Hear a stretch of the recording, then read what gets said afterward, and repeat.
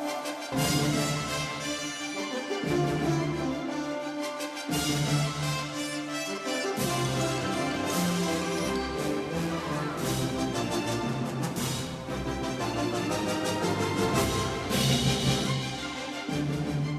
from the Pope John Paul II Cultural Center in Washington, D.C., Raymond Arroyo.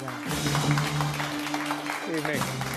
Welcome to The World Over Live. The rancorous budget battle continues here in Washington. You'll remember a few weeks ago, federal funding of Planned Parenthood was slashed from the budget, but now there seems to be some confusion about whether or not the funding will remain. Congressman Tim Huelkamp of Kansas, a member of the House Budget Committee, will tell us what's really going on.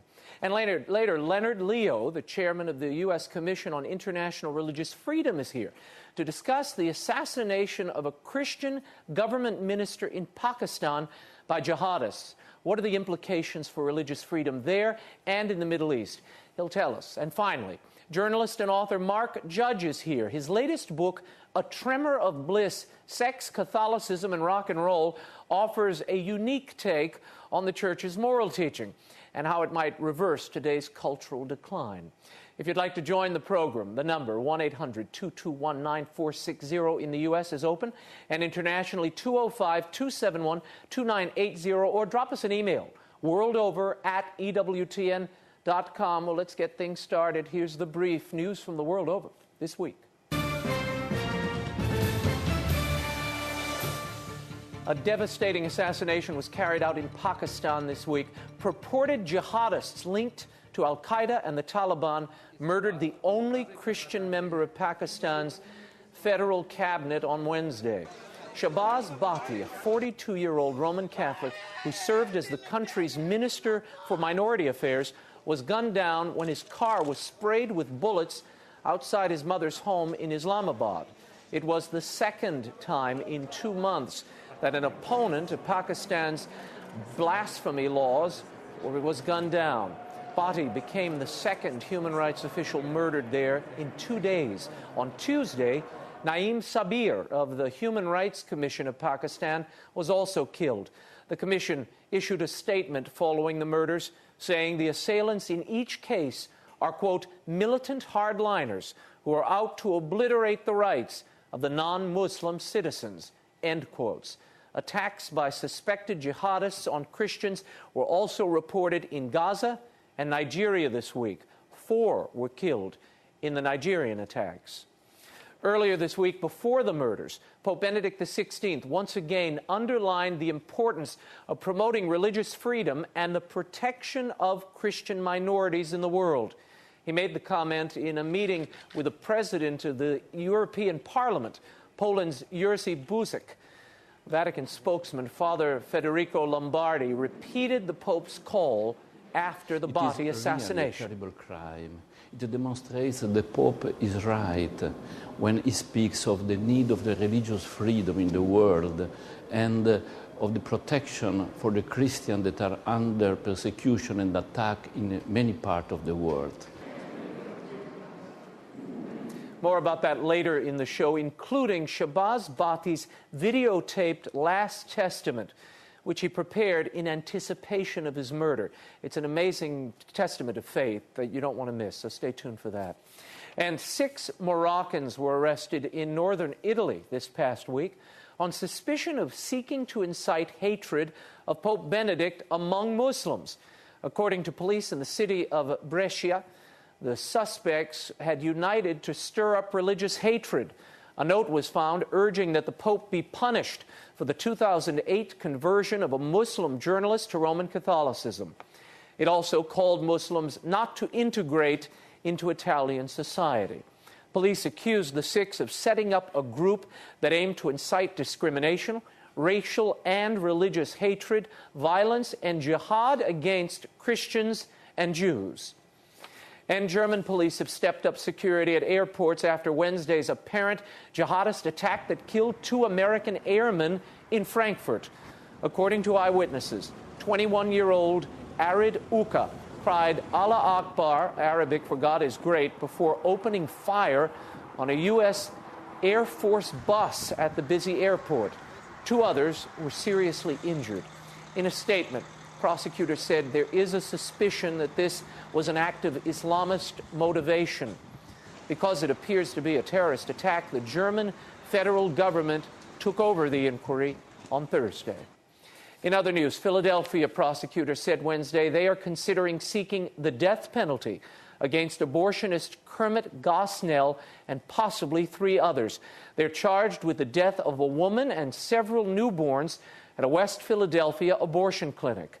District attorneys confirmed to the Philadelphia Inquirer that the death penalty is under review for the 3 employees who allegedly assisted Gosnell in the infanticide abortions. According to the prosecutors, the late-term children were purposely birthed and killed using scissors to snip their spinal cords. The death of a 41-year-old woman was allegedly caused by an overdose of anesthetics prescribed after a botched abortion. And New York City Council approved a measure this week designed to curb the work of pro-life crisis pregnancy centers. Mayor Michael Bloomberg said he would sign the measure. It would require all crisis pregnancy centers to post notices that they do not provide abortions. The new law forces the clinics to instruct clients that their legal right to abort. A similar law enacted in Baltimore was struck down on the grounds that it violated the free speech of the pregnancy centers. Chris Slattery, founder of Expectant Mother Care, which runs a chain of pregnancy help centers in New York, has promised a legal challenge. And the leadership of the U.S.'s largest archdiocese has changed hands. On Tuesday, Pope Benedict officially accepted the resignation of the longtime Cardinal Archbishop of Los Angeles, Roger Mahony, just 2 days after the Cardinal's 75th birthday, the mandatory requirement age. Archbishop Jose Gomez, formerly of San Antonio, takes the reins. The transition was actually in the works for some time. Archbishop Gomez was appointed as Cardinal Mahony's replacement almost a year ago. During 2 masses of transition this past Sunday, Archbishop Gomez thanked the Cardinal for his leadership for the past 25 years. Looking ahead, Archbishop Gomez said the goal of his new ministry would be simply to bring Jesus to people and to bring people to Jesus. The Archdiocese is home to almost 4.2 million Catholics. We wish Archbishop Gomez all the best in his new post. In spite of his retirement, Cardinal Mahony still finds himself embroiled in a clerical sex abuse case against the Archdiocese. Earlier this year, a U.S. federal judge refused to dismiss a civil case of a wanted Mexican priest who was allegedly shuttled between dioceses, the Archdiocese of Los Angeles and Mexico City. The alleged victim is a Mexican national. According to the plaintiff's attorney, Jeff Anderson, the since laicized Nicolas Aguilar Rivera abused dozens of children in Mexico after he fled U.S. authorities who wanted to arrest him in 1988 for suspected sexual abuse in Los Angeles. Attorneys for the Archdiocese have sought a dismissal of the case, arguing that American courts lacked jurisdiction. And the retirement of a second American cardinal was announced this week, 6 months after learning that he suffers from leukemia. Longtime Vatican prelate Cardinal John Foley has resigned and returned home to his native Philadelphia. Since 2007, the 75-year-old Cardinal Foley served as Grand Master of the Knights of the Holy Sepulchre. Prior to that, he was president of the Pontifical Council for Social Communications in Rome. In his letter of resignation to the Holy Father, Cardinal Foley explained that the progress of his illness had drained his energy and made it impossible for him to fulfill his duties. Please keep Cardinal Foley in your prayers. And to be released this coming week, 17 years in the making, the U.S. bishops have unveiled their new American Bible. Before its release, the translation is already causing controversy. The word virgin has been replaced in the latest edition with the words young woman in Isaiah chapter 7, the prophecy concerning the coming of the Messiah. The word Holocaust has been replaced with burnt offering. Proverbs 31 changes from the ideal wife to a poem of the woman of worth. Mary Elizabeth Sperry of the Bishops' Conference told USA Today, "Women will like this, being measured by their own accomplishments, not in terms of a husband's perspective." End quote. The new version also strikes the word booty, which has taken on anatomical references, and it's replaced it with spoils of war. This new version is approved for private use and study and will not be used for the Mass. Thankfully, the Revised Standard Version, also known as the Ignatius Bible, has not been retranslated. That's the version that was recently dramatized word for word by an all-star cast. It's called the Truth and Life Dramatized Audio Bible. It's the only Vatican-endorsed, fully dramatized New Testament available anywhere. I produced this very special CD set, and from now through Easter, I want you to sample it and use it in your daily devotions. I've posted the entire Gospel of Mark at RaymondArroyo.com. You can listen to it online or download it. There's a free copy there waiting for you. The bug is right in the middle of the home page. And if you'd like to purchase the entire audio Bible, click on the banner at the top of RaymondArroyo.com. It's my little gift to you as Lent approaches. And if you're planning a trip to D.C., why not experience the world over in person? Thursdays at 8 p.m. Eastern. Drop us an email at worldoverdc@yahoo.com, and we'll reserve a seat for you. Up next, Congressman Tim Huelkamp is here to talk about the ongoing battle over the budget and defending traditional marriage. The World Over Live continues in a moment. Stay right there.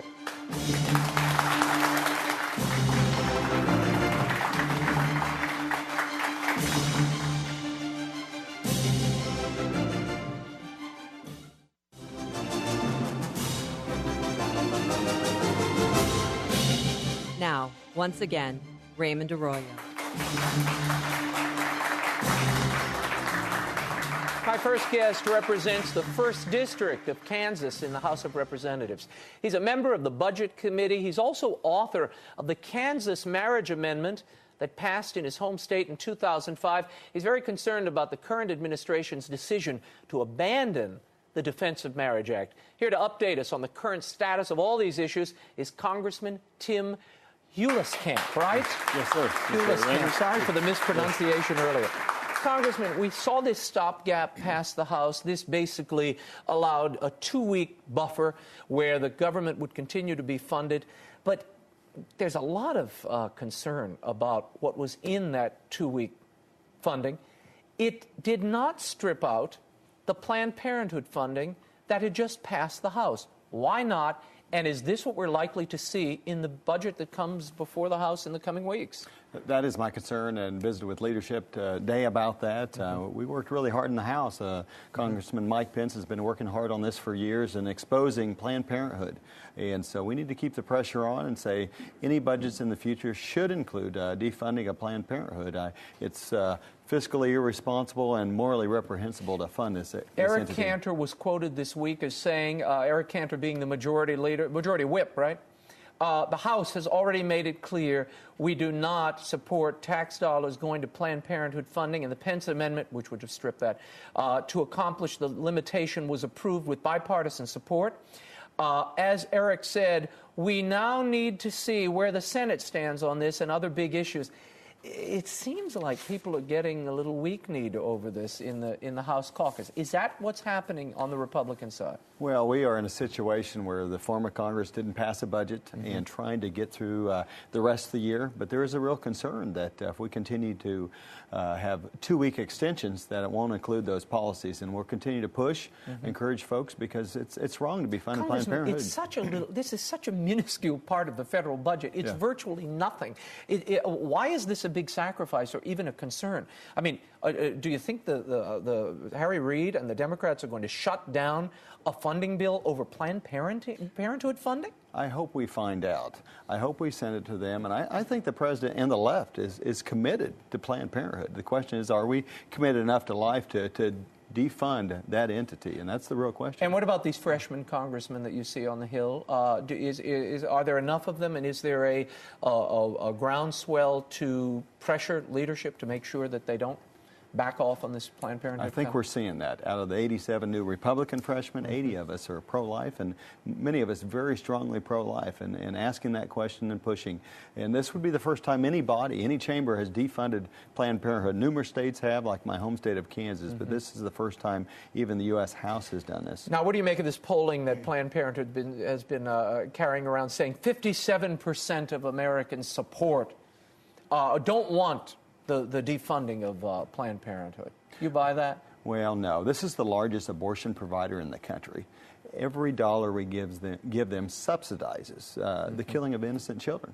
And most folks don't know that. And that's part of our job, is to expose them. Now, how do you cut this budget? You've got this budget before you. We saw an NBC Wall Street Journal poll that just came out. 54% say no cuts are needed in Medicare. 49% say no cuts are needed in Social Security. How do you arrest this budget if you don't take on Social Security and Medicare? Well, this is a moral question about tackling our budget deficits.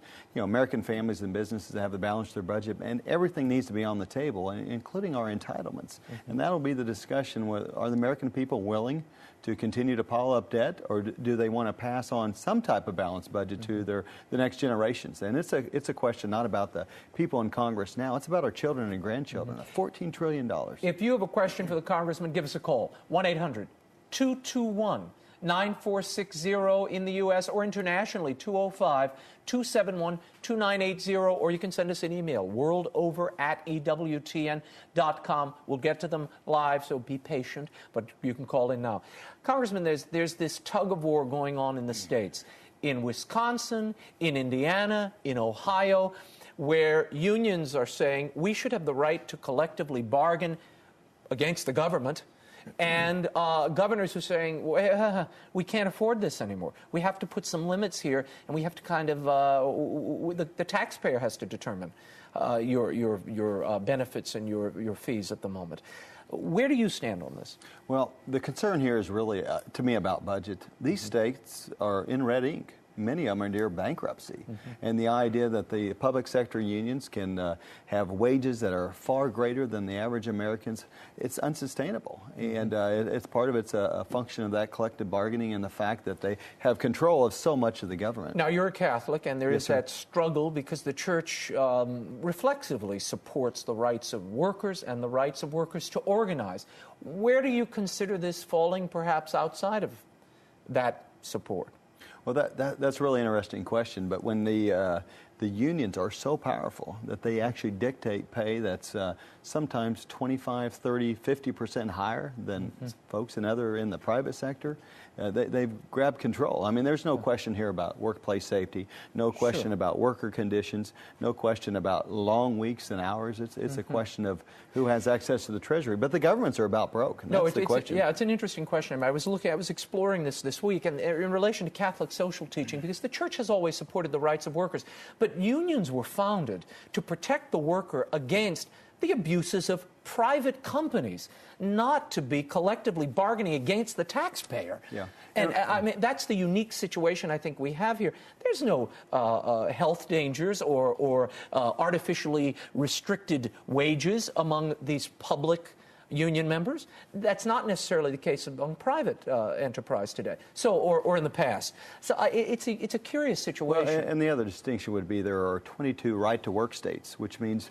you can work without belonging to a union. That means there's 28 states that it's mandatory, possibly. I don't know if that's the case in these states, but that's simply much different. The church has always supported your right to belong to a union or not. Or not. And in many of these, you're required to belong to the union, and that becomes quite powerful for the union bosses rather than the individuals. Father Robert Sirico wrote a fantastic piece this week, which I posted on my Facebook page, and it goes into great detail about just this, the evolution of these unions, and that question of coercion, where some workers, their wages are being siphoned off by these unions and then used to propel agendas totally opposed to church teaching and the things that these workers would support. And that happens in many of these states where they automatically have the wages taken out for political action committees to push for very leftist causes. Now let's talk about the Obama administration this week saying it would not defend the Defense of Marriage Act. The Defense of Marriage Act was signed 15 years ago by Bill Clinton,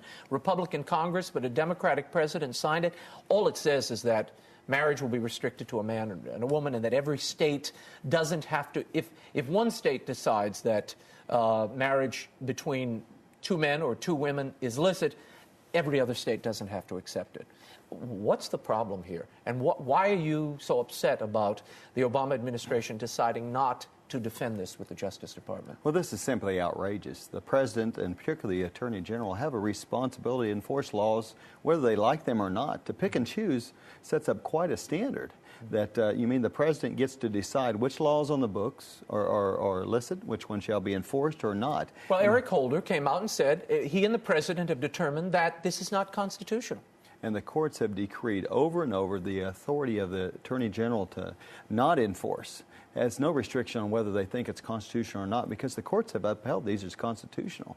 And it's outrageous that someone could take their ideology, and that's the difficulty, and it transcends the law. And that's a real threat not only to the issue of marriage, which is so important, but it applies to any other idea if that's the new standard. What other options should be considered here? Speaker Boehner said other options were available. What are they? I mean, who is going to defend? It is a federal law on the books. Yeah, absolutely. It seems as if the administration's made a decision that, well, let it die via attrition, and by not acting on it, it strengthens the hands of all those who are challenging it in states across the country. Well, within hours, and in the federal government. Within hours, the radical homosexual lobby used that in court. It looks like they were working together, which would be clearly unethical. But the U.S. House plans on, our leadership will put forward a plan to defend this in court. And it's a matter of finding the money, and the money's all in the Attorney General's budget for this, but finding the money to present a defense. And it's going to happen, I think, hopefully next week we'll make an announcement. But the House can't, and the Senate can't compel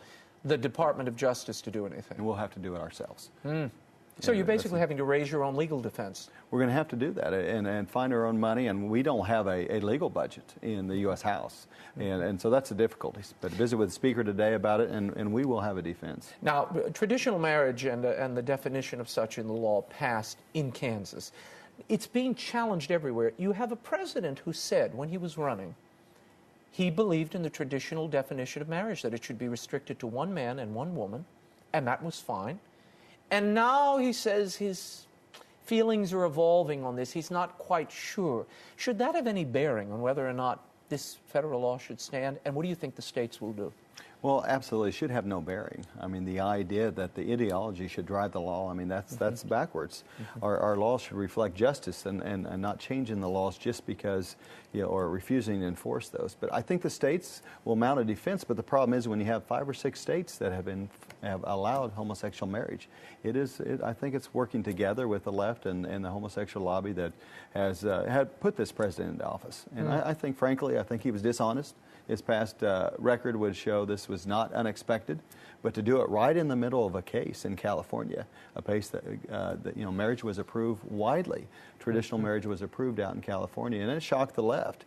And this is, I think, their payback for this presidency. Do you really think? I mean, judging when you look out at the pop culture, there is such an embrace, and it's a given that whoever wants to get married should be allowed to get married, and anyone opposing that, you're a bigot.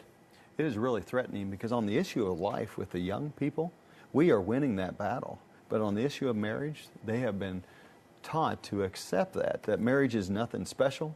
And that's the battle we have. And that's the battle we have in the courts because this administration has refused to put the evidence forward in numerous cases that said the value of marriage is the value of what it brings to our children. And it's about the children. They have refused to make that argument for at least 2 years now. We will make that argument when the U.S. House defends DOMA, and that's a critical argument. But the House would have to do it. Yes, we will have to do that. Well, what do you see as the next, with this battle looming? Explain to people, I want to return to the budget for a moment. You've got a continuing resolution which will fund the federal government for 2 weeks. After that, you have to a budget just till the end of this fiscal year. Then there's the other 2012 budget that looms. So there's really two budget battles that we're facing here. What is the likelihood that the Planned Parenthood money will be stripped straight across the board? Or will you have to give in on this fiscal year to perhaps enshrine it in the 2012 budget? Your guess is as good as mine. It will be a tough battle. It will be a tough battle. It depends, well, who's more committed to life on our side versus the left being committed to funding abortion and abortion providers. This lobby is very powerful. In my home state of Kansas, they essentially control the courts. We have 107 criminal indictments against Planned Parenthood, but the courts in Kansas have withheld and not allowed that case to proceed. It's amazing the battle the power they control, and it'll be a battle. But yeah, we got to finish the current budget, start next year's budget, and those things will be running together within weeks. Very good, Congressman. Thank you so much for your Raymond. time. Thanks for coming on the program, and I hope you'll be back and keep us updated as this. No doubt this battle rolls along. Absolutely. Thank you. Up next, Leonard Leo joins us to talk about the murder of a Catholic government official in Pakistan by Islamic extremists and the threat to the practice of religion and free speech around the globe. The World Over Live continues in a moment. Stay right there.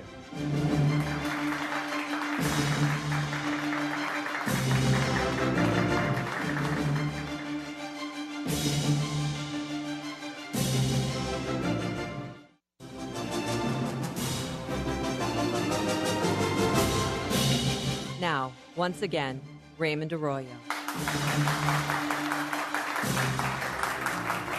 Welcome back to The World Over. On March 2nd, the only Christian member of the government of Pakistan was murdered by Islamic radicals. He was a practicing Roman Catholic, an outspoken opponent of Pakistan's anti-blasphemy law. Here to discuss this tragic event and others that signal the worldwide threat to the free practice of religion is Chairman of the U.S. Commission on International Religious Freedom, Leonard Leo. Leonard, welcome back to the program. Thank you for being here. Tell me about, let's start with this blasphemy law. This story in Pakistan really gained traction in November when you had this woman, Asia Bibi, who was accused of blaspheming the Prophet Muhammad, a Christian woman, sentenced to death. And suddenly public officials, a few, started saying, maybe she should get a pass here. Maybe this blasphemy law needs to be repealed. Suddenly people are dropping like flies. We saw that governor in Pakistan earlier this year shot by his own bodyguard. Now this minister of minorities, a Roman Catholic, has been killed in similar fashion. What is going on? And tell us about these blasphemy laws. Sure. Well, first of all, Shahbaz Bhatti, the Minister of Religious and Minority Affairs in Pakistan, was a man of tremendous courage and virtue, and now he is a martyr in the truest sense of the term. These blasphemy laws are not keeping the peace around the world. There are some who say blasphemy laws are meant to create religious harmony by making sure religion isn't criticized, but in reality, these laws embolden extremists who take the law into their own hands and kill people in cold blood, as they did Shahbaz. Yeah, by the way, on Shahbaz's body or near it was a leaflet that was thrown down by the murderers, presumably. And this, according to the Catholic news agency, there on the leaflet was, an infidel Christian, with the blessings of Allah, the Mujahideen will send each of you to hell. That was the love note left on this poor man's body. And this is what blasphemy laws cause all around the world. Where did they start? When did these blasphemy laws start? Oh, a long time ago.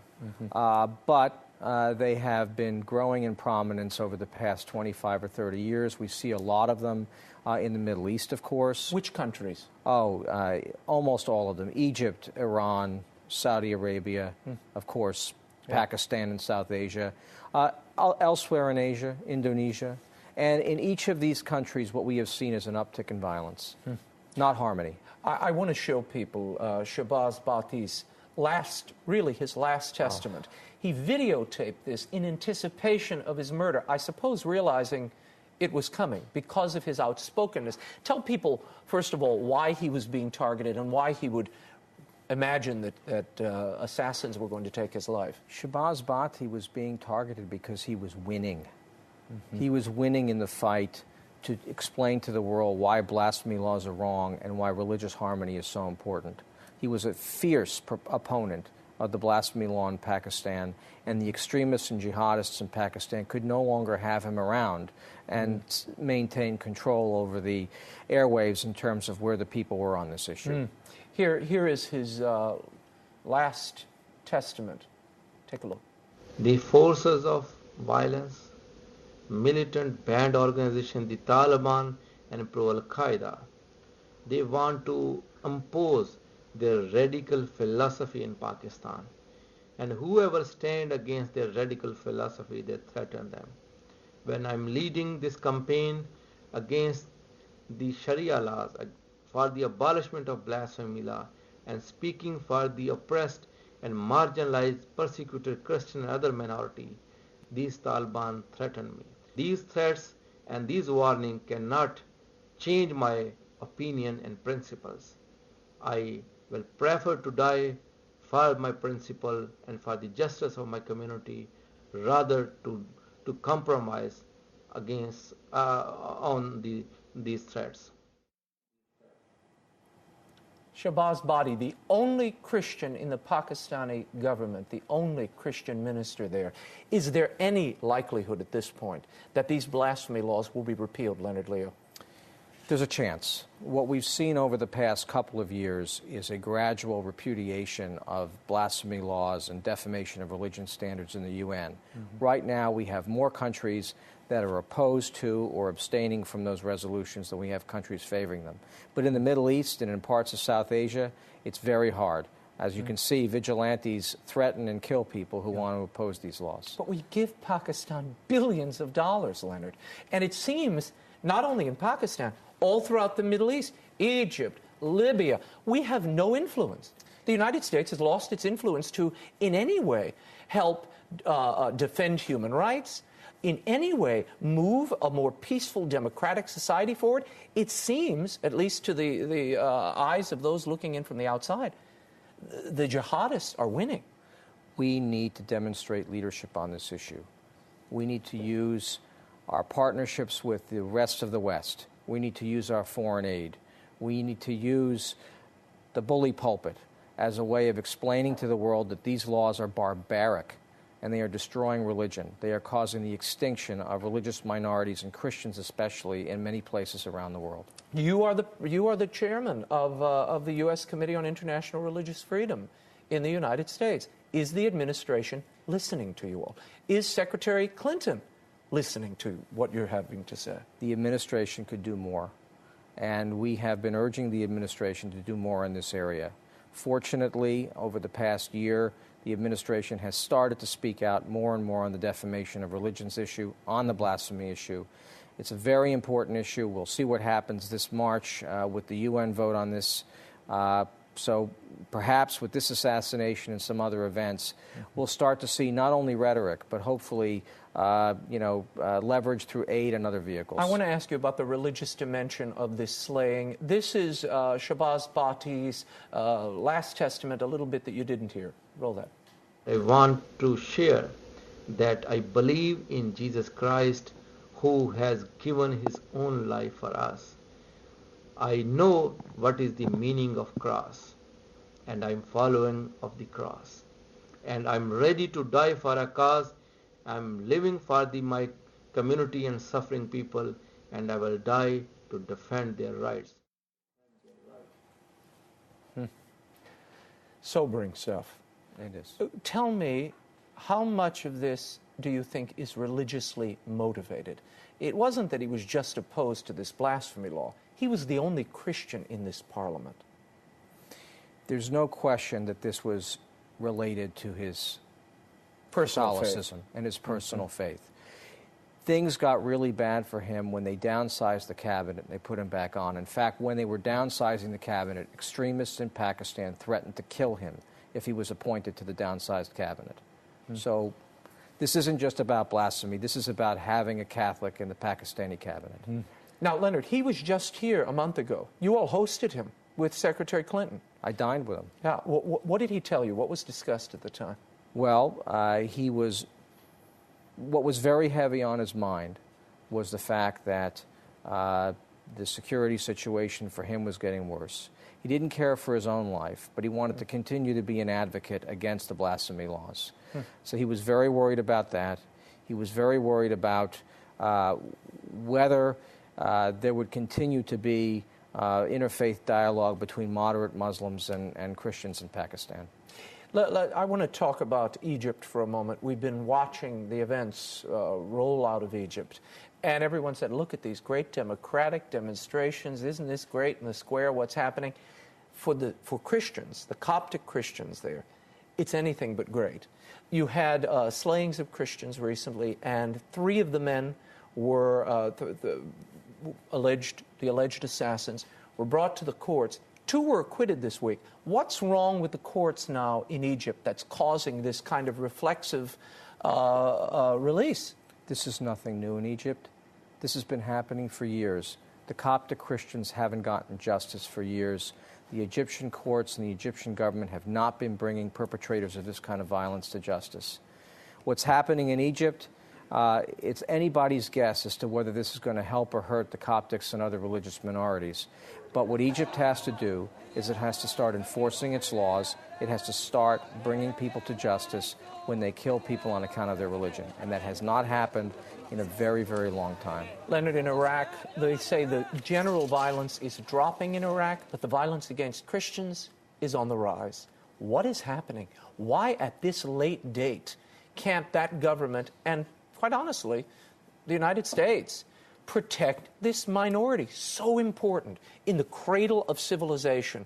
This is one of the most ancient Christian communities on the planet, and it has been scattered and decimated. Make no mistake, if the Iraqi government does not protect the Christians and try to find ways to get parts of that population to come back, our project in that country is lost and doomed for failure. But those are the native people in Iraq. Exactly. Those are the native people. They didn't come later. They're the original Iraqis. There needs to be substantially more security in the north, and there needs to be an effort to protect communities that presently exist. And it's not just the Catholics, the Chaldeans, it's the Mandeans, the Yazidis, all of the religious minorities in Iraq. And it's a very serious situation. We'll see what happens over the next 6 months. There have been a couple of reforms in Baghdad which hopefully will lead to some progress, but it's looking very bleak for the Christians in Iraq. You've been at this for a while now, Leonard. You've watched this situation evolve and change. Are we witnessing the end of Christianity in the Middle East? I think there's a very serious risk. In the past 4 years, when I've served on this commission, I have watched the number of Christians dwindle in these countries, in places where Christianity was born. We've never seen anything like this before.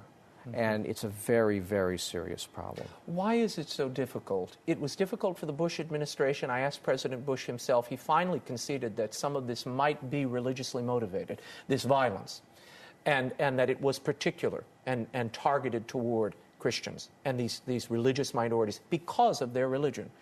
Why the inability for the administrations as a whole and this current administration to simply admit that fact and make that part of the foreign policy agenda moving forward? If you find the answer to that question, give me a call, because I have never understood why acknowledging that conflict is sectarian is taboo. We know from the very dawn of civilization that religion has been a major flashpoint and has caused violence. It's no different today than it was 1,000 or 2,000 years ago. Why we're not willing to acknowledge that and find policy solutions to deal with it is just totally befuddling to me and to many of my fellow commissioners.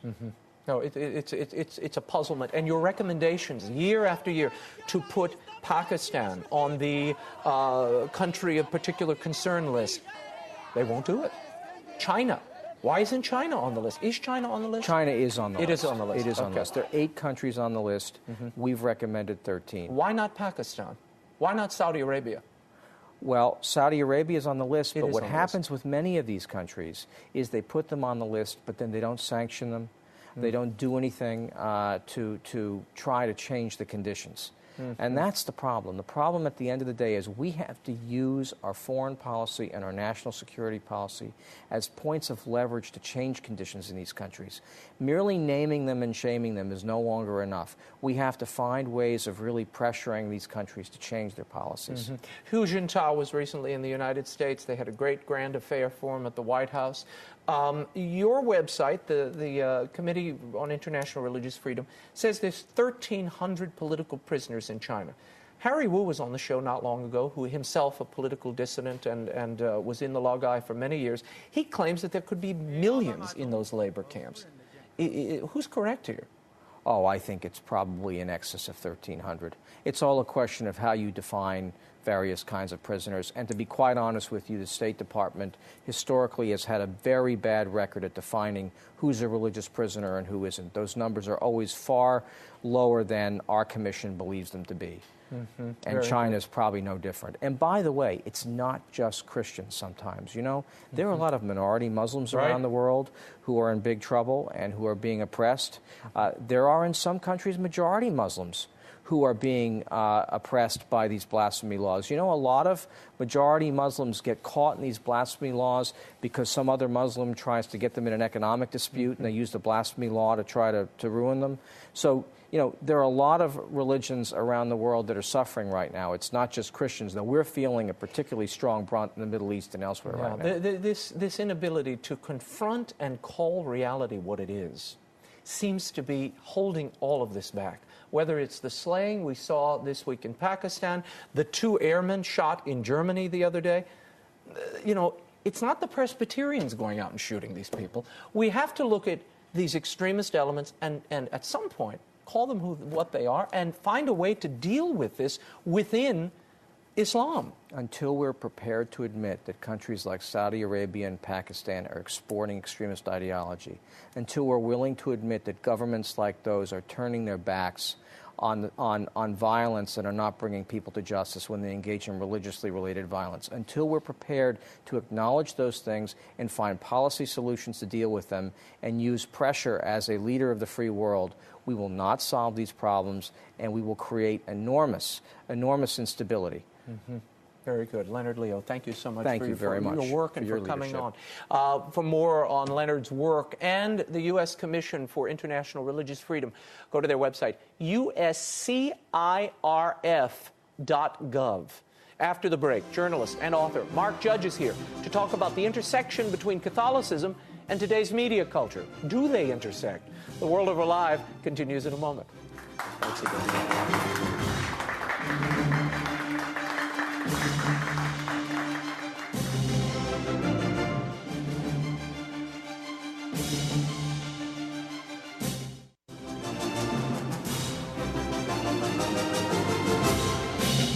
Now, once again, Raymond Arroyo.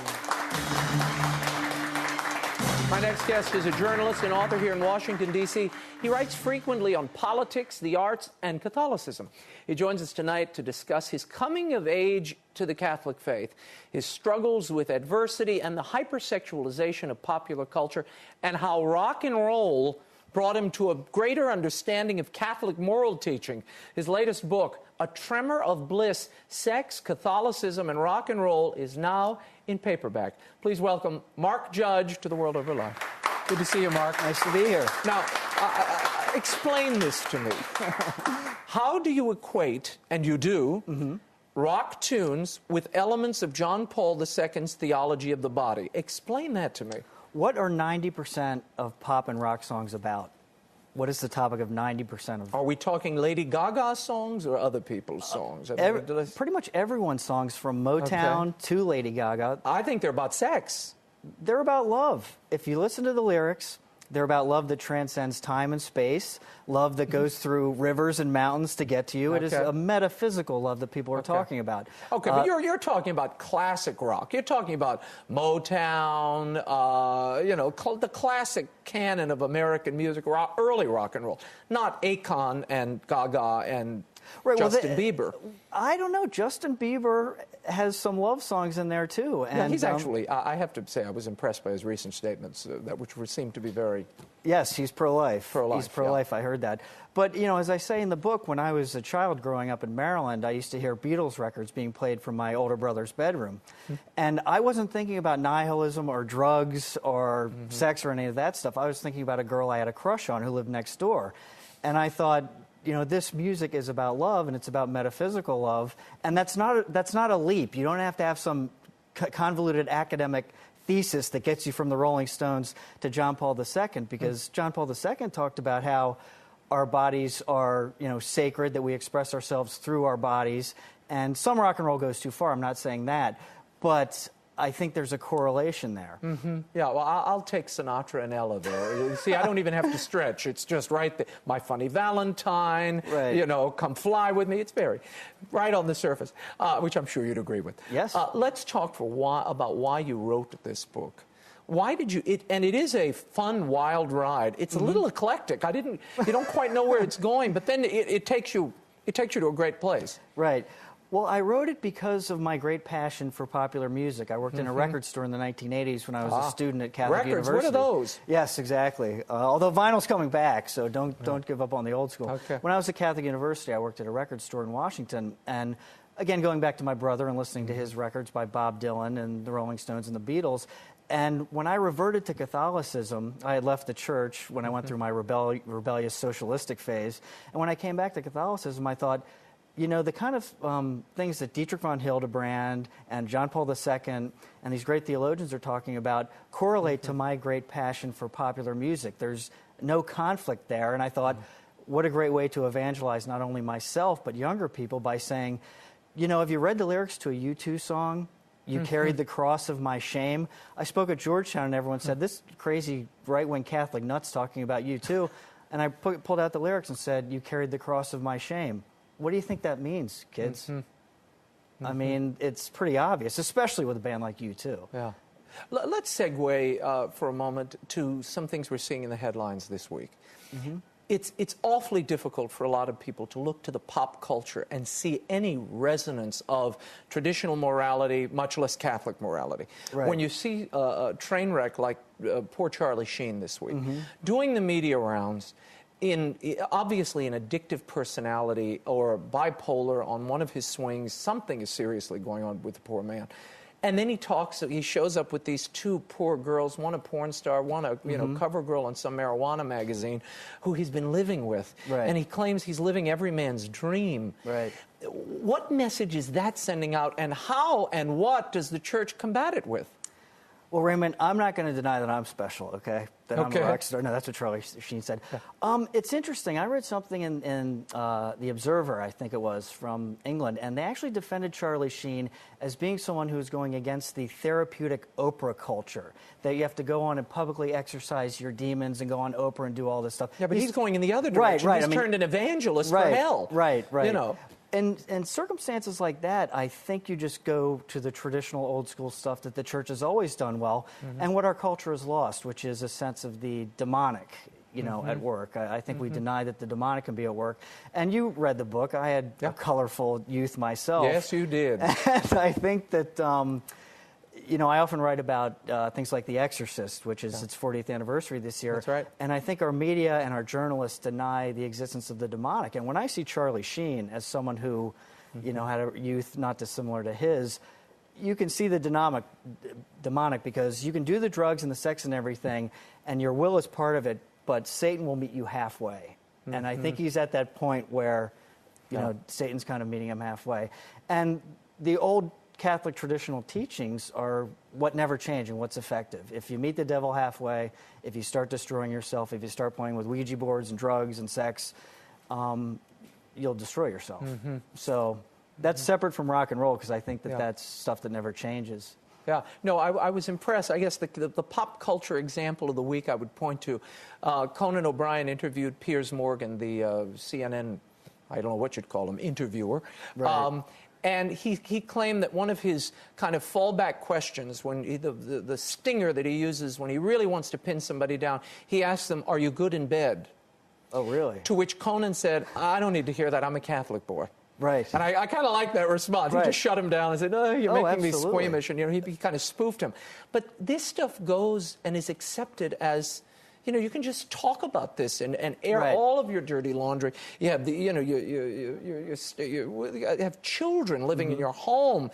It's just a crazy situation that we're broadcasting. Media normalizes behavior, and I am concerned that we're pumping this message out to the world and telling kids, look, it's okay. You can behave like Charlie Sheen, and you can ask stupid questions like this. It's very important that we use language carefully and precisely. Richard John Newhouse, the late, great Richard John Newhouse, and George Weigel talk about genuine freedom. And when I reverted to Catholicism and I read that phrase, I wanted to say to George Weigel, back up, go over that some more. And if we sell to the popular culture, what you're getting is slavery, and there is such a thing, not, contorted and in on itself and mirthless and unjoyful. We have something that is joyful and the high adventure of orthodoxy that Richard Newhouse talked about, and that is genuine freedom. And there's no conflict between that and I want to hold your hand, I think. I mean, to bring you it back. may not hold mine right now. But let's talk about this. Final question. I want to talk about these translations the bishops did of the New American Bible. They retranslated it with an ear for the pop sensibility and how English has evolved. And the word booty, for instance, has been changed to spoils of war because they didn't want it confused with booty call. So is this capitulating? And the church is being lampooned as a result. Is this a capitulation to the pop culture? Well, shouldn't we teach people what the true meaning of these words are and retain that rather than giving in to every cultural misuse? Absolutely. I just wish I had been in the room when someone explained to the bishops what booty was. Yeah, I would like to have been there. Oh, yeah, it's total capitulation. And it's losing the sense of the timeless. I mean, the vernacular slang term booty will pass away. The term ill-gotten booty for war will not. So it is a complete capitulation. But you can get into the abuse of language that's going on now, and it's an endless discussion because the Orwellian manipulations with things like abortion and popular culture, that's the same thing. So. Very good. Mark Judge, thanks so much for being here. Thank you for having me. The book, A Tremor of Bliss, Sex, Catholicism, and Rock and Roll is available at bookstores everywhere, and you can read Mark's columns at dailycaller.com. Until next week, you can find updates and the occasional commentary by following me on Twitter or on my Facebook page. Just go to RaymondArroyo.com, and you can click through. It's right on the left-hand side there. You can also sign up for my e-blast. I'll send you news updates and tell you who's coming up on the show and send you articles about some of this week's guests. You can also find that free sample I talked about earlier of the Truth and Life audio Bible, The Gospel of Mark, all at RaymondArroyo.com. Until next week, we'll be scouting the world over for all that is seen and unseen. On behalf of the staff and crew of EWTN News, I'm Raymond Arroyo. Thanks for watching. Happy Mardi Gras to the crew in New Orleans. Bye now. Great to see you.